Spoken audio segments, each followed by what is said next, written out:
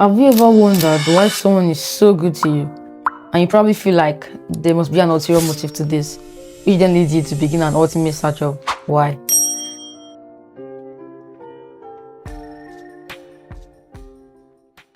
Hello guys, welcome.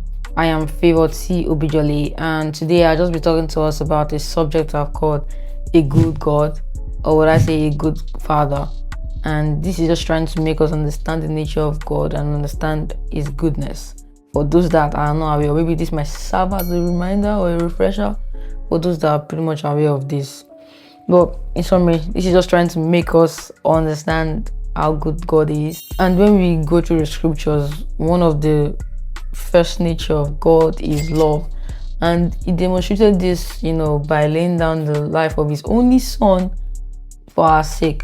For our sake. That's like, I don't know how good someone would be called, because imagine if for example someone is sinking, like a child is sinking, and someone jumps into the river to save that child. We call that man a good man, right? Or that person, whoever person, you call the person a good person, right? But God, in His love for us, John 3:16, says He laid down His life for His only Son for our sake. How good can it get? But that's not just it, right? He also has our best interest at heart, because Jeremiah 29:11 says, "For I know the plan I have towards you. I know the thoughts I have towards you, thoughts of peace, not of evil, to give you an expected end." So it means even though we're making plans for ourselves, God has a plan for us. And His plan is perfect. His plan comes with peace.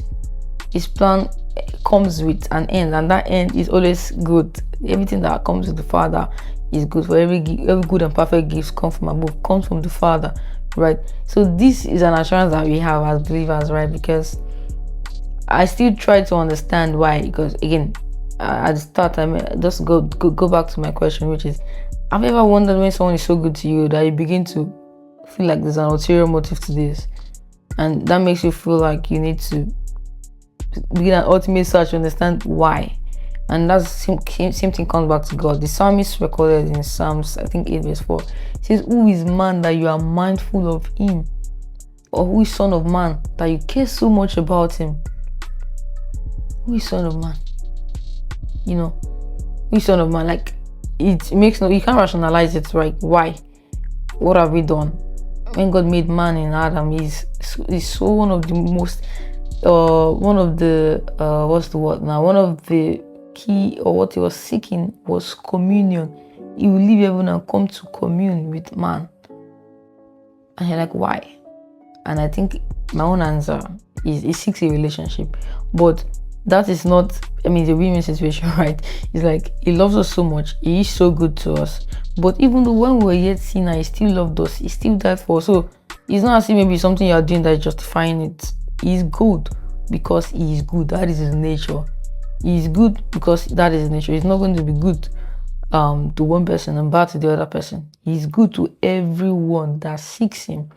And when, again, back to the what I mentioned earlier, i.e., when someone is so good to you, you try to figure out why. So when you have understood the nature of God as love, as someone that is good and faithful, we should seek, right? And if you don't have a relationship with Him, one thing you should do is seek Him, and you shall find, right? He is more than willing to reveal Himself to you. And if you really want to know Him, you really want to understand His goodness and have an experiential knowledge of Him, which is one of the very best kind of knowledge of God you can have, then you should seek Him. And I trust God to reveal Himself to you. Cheers.